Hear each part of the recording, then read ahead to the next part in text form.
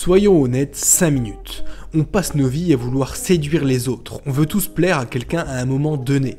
On veut séduire les employeurs pour avoir le meilleur job possible, on veut séduire nos semblables pour qu'ils deviennent et restent amis avec nous, ou simplement pour qu'ils nous rendent un service, et bien entendu, on veut séduire des filles, ou des mecs d'ailleurs. Parce que quand on parle de séduction, c'est surtout à ça qu'on pense, à tout ce qui est rapport sexuel ou amoureux. Et entre nous, je sais très bien que c'est pour ça que t'as cliqué. Mais tant mieux parce que si c'est le cas, tu es au bon endroit et on va mettre le focus sur cet aspect de la séduction. Si tu t'intéresses au sujet et que tu veux maîtriser l'art de la séduction, alors le livre qu'on va résumer aujourd'hui, il risque fort de t'intéresser parce qu'en la matière, c'est devenu un grand classique.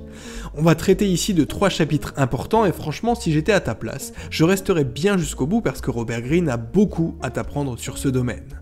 Et si tu penses que tu n'as plus rien à apprendre parce que tu es déjà un boss de la séduction, eh ben je t'invite à rester quand même, parce qu'après tout, on n'est jamais trop séduisant. Par contre, je te préviens, l'auteur est un peu du genre provocateur, il a un vocabulaire cru, et ce qu'il dit dans ce livre, ça sonne parfois un peu comme de la manipulation. Par exemple, quand il parle de la personne à séduire, il la qualifie de proie ou de victime, là où quelqu'un de plus mesuré l'aurait plutôt qualifié de cible, par exemple. Mais tout ça, tu le sais déjà un peu parce qu'on a déjà parlé de lui sur cette chaîne. C'est quelqu'un qui écrit sur le pouvoir, sur l'excellence, sur la séduction, donc voilà, on se doute dès le départ que c'est pas un bisounours le garçon. Mais au fond, il a raison, la séduction c'est de la psychologie, et en réalité, pour séduire quelqu'un, c'est théoriquement très simple. Il faut comprendre ce qu'il veut et le lui donner, c'est aussi simple que ça. Tu veux séduire un employeur? Donne-lui les compétences qu'il recherche. Tu veux te faire des amis? Fais en sorte que les personnes autour de toi se sentent importantes.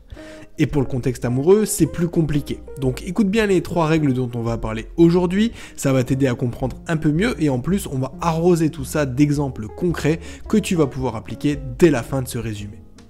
La première règle, elle consiste à souffler le chaud et le froid. Donc envoyer des messages contradictoires, mais aussi d'une certaine façon être contradictoire.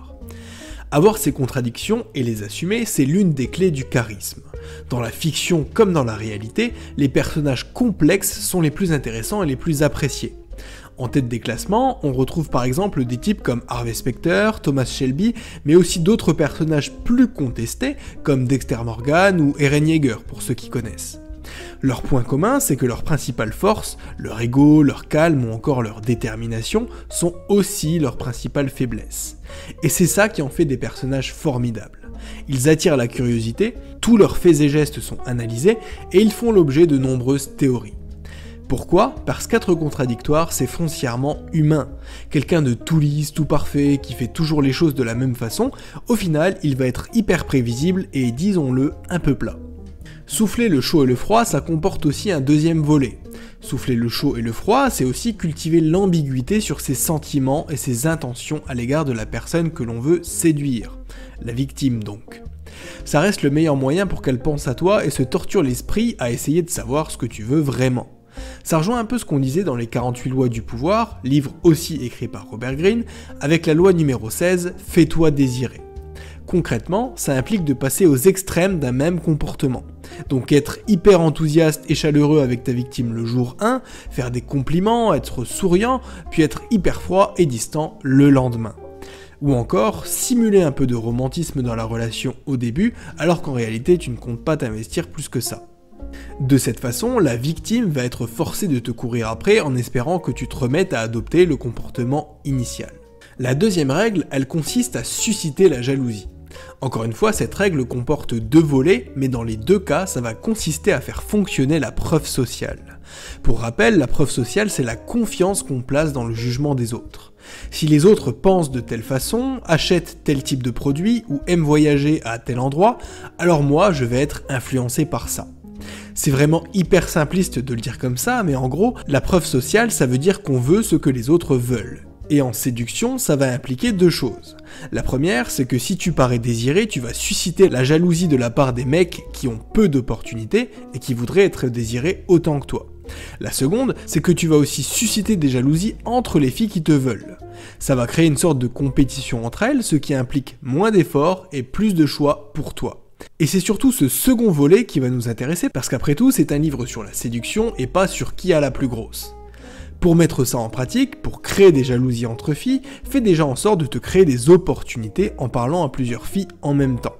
En phase de séduction, ne fais jamais l'erreur de tout miser sur une seule. C'est le meilleur moyen de passer pour un mec needy. Mais toi, tu n'es pas comme ça parce que tu as des opportunités. Et fais en sorte que ça se sache. Fais en sorte d'être vu avec des filles et je sais pas, si t'as un compte Tinder, mets une photo où tu es au milieu d'un groupe de personnes. Ça te fera paraître comme quelqu'un de sociable et s'il y a une ou deux jolies filles dans le tas, alors ça te fera paraître d'autant plus désirable. Même si ça n'est pas forcément le cas, tu dois laisser entendre, tu dois laisser paraître que tu as du succès avec les autres en général et avec les femmes en particulier.